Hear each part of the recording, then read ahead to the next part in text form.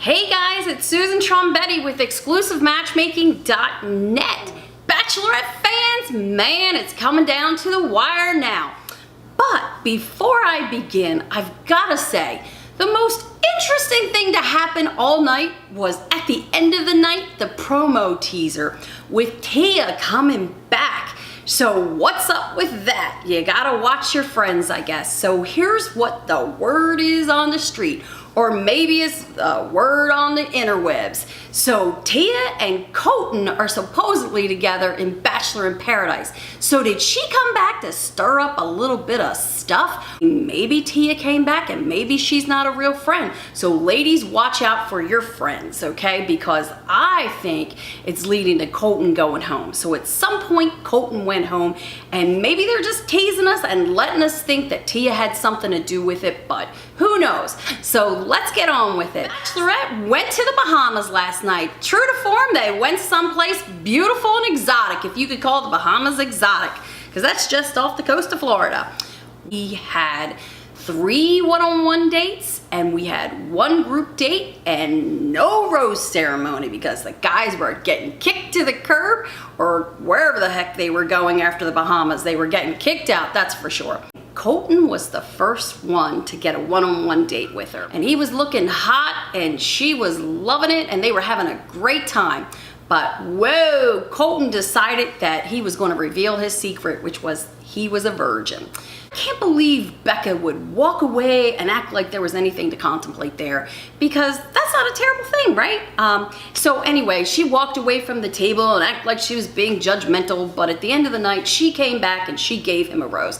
Well, we knew he was staying. We knew he was going to the hometown dates, so I'm not surprised there. He's one of my favorites. I don't know what Tia did. I don't know what Tia came back for, but definitely Colton is one of my favorites. Next date was with Garrett, and they went in a seaplane and they were frolicking in the Bahamas and they had a great time. They talked about his marriage. She did have some questions for him because he said something like, you know, he didn't speak up. I don't know, something about problems in his marriage or whatever, and he didn't speak up. And she was worried that he wasn't going to speak up, you know, with her. But he assured her that he was like past this and he now knows how to, I guess, communicate, right? So whatever.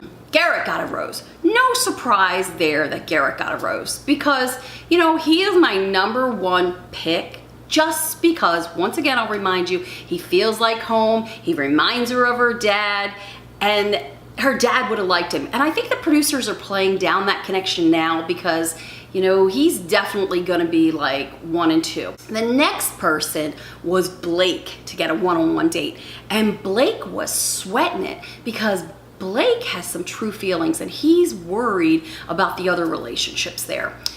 Well, they went on their one-on-one date and Blake is quite the dancer. And I love Blake. Ever since he came on the screen in the finale with the horse and rode off with her, I mean, he's a great guy and he was a fun dancer. And I think it was like the Bahamas men, you know, they were dancing to that on the beach and just having a great time. So of course, he received a rose for the hometown dates. No surprise.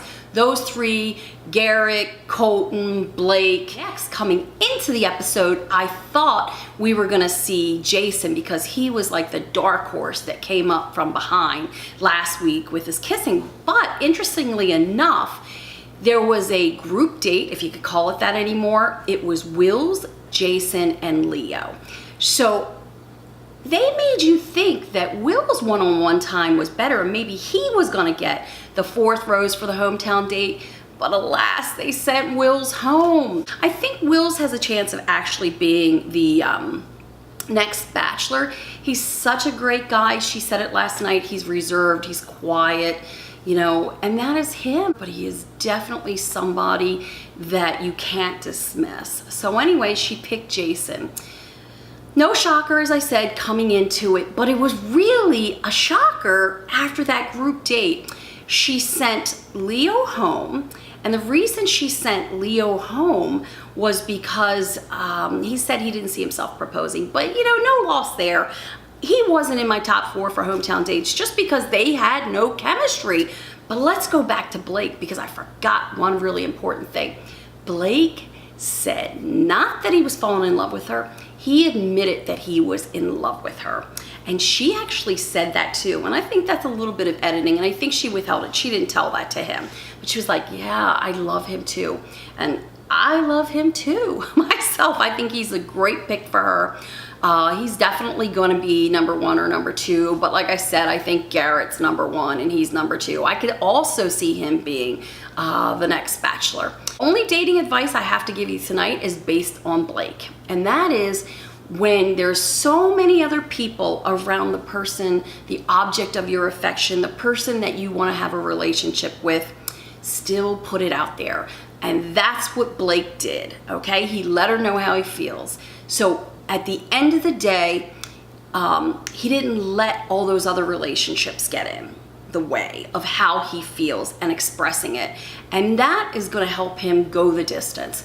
Once again, the top 4 are Colton, Blake, Garrett, and Jason. Leo went home, and so did Wills. Oh, and Wills was crying. It was really heartbreaking. This is Susan Trombetti from exclusivematchmaking.net, and you can find me live tweeting on Monday nights during the Bachelorette at exclusive_match. Subscribe to my YouTube channel, and everybody continue to enjoy your summer and have a great week. Until the hometown dates next week, bye.